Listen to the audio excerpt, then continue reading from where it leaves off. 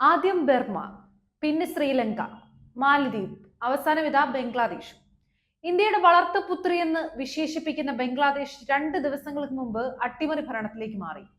ബംഗ്ലാദേശിലെ ആഭ്യന്തര കലാപം ദേശീയ സുരക്ഷാ ഉപദേഷ്ടാവ് അജിത് ഡോവലിന്റെ തോൽവി കൂടിയാണെന്ന് പറഞ്ഞാൽ ചിലപ്പോൾ എല്ലാവർക്കും തമാശയായി തോന്നിയേക്കാം. ഇതുമൂലം വരുന്ന നാളുകളിൽ ഇന്ത്യക്ക് വലിയ വില കൊടുക്കേണ്ടി വരും.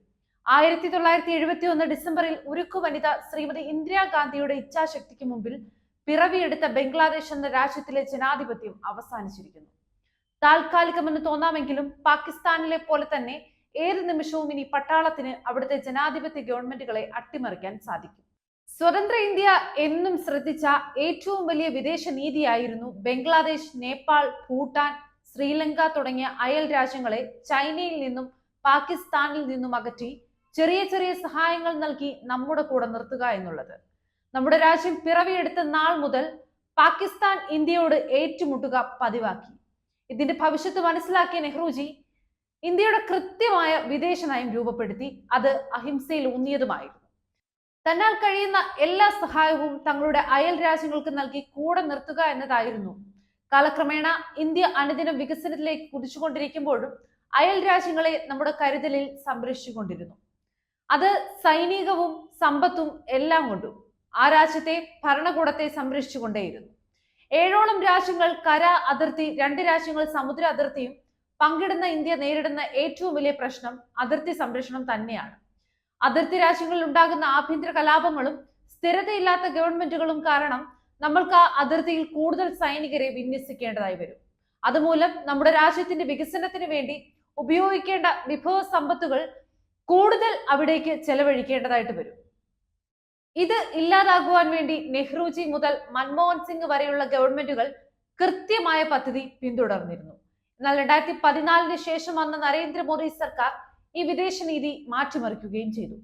അന്നുവരെ ഇന്ത്യയുമായി നല്ല ചെങ്ങാത്തം പുലർത്തിയിരുന്ന നേപ്പാൾ, ബംഗ്ലാദേശ്, മ്യാൻമാർ തുടങ്ങിയ രാജ്യങ്ങൾ ചൈനയുമായി അടുത്തു.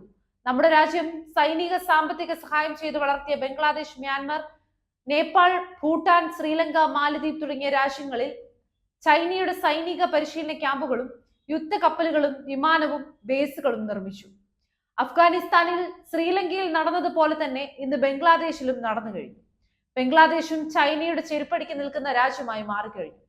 ഇന്ത്യയുമായി വളരെ വലിയ ബന്ധമുള്ള ഒരു സർക്കാരിനെയാണ് അവിടുത്തെ തീവ്ര സ്വഭാവമുള്ള പ്രതിപക്ഷ പാർട്ടിയുടെ പിന്തുണയോടുകൂടി താഴെ ഇറക്കപ്പെട്ടത്. ഒരുപക്ഷെ ഈ ആഭ്യന്തര യുദ്ധം ഇന്ത്യക്ക് തടഞ്ഞു നിർത്താൻ സാധിക്കുമായിരുന്നു. ലോകത്തിലെ തന്നെ പേരുകേട്ട ഇന്ത്യയുടെ റോ ഏജന്റുമാർ മാസങ്ങൾക്ക് മുമ്പ് തന്നെ ഈ വിഷയം അജിത് ഡോവലിനെ അറിയിച്ചിരുന്നിരിക്കാം.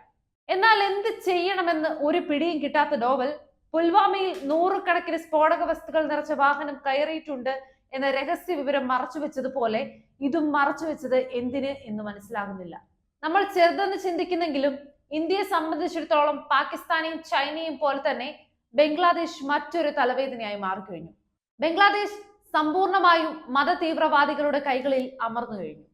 ഇത് വരും കാലങ്ങളിൽ ഇന്ത്യയുടെ അതിർത്തികളിൽ വലിയ പ്രശ്നങ്ങൾ സൃഷ്ടിച്ചേക്കാം. ഒട്ടും വിവേചനവും ദൂരദൃഷ്ടിയുമില്ലാത്ത ഒരു ഭരണാധികാരിയുടെ ഭരണം മൂലം രാജ്യം നൽകേണ്ടി വരുന്നത് കനത്ത വിലയാണ്.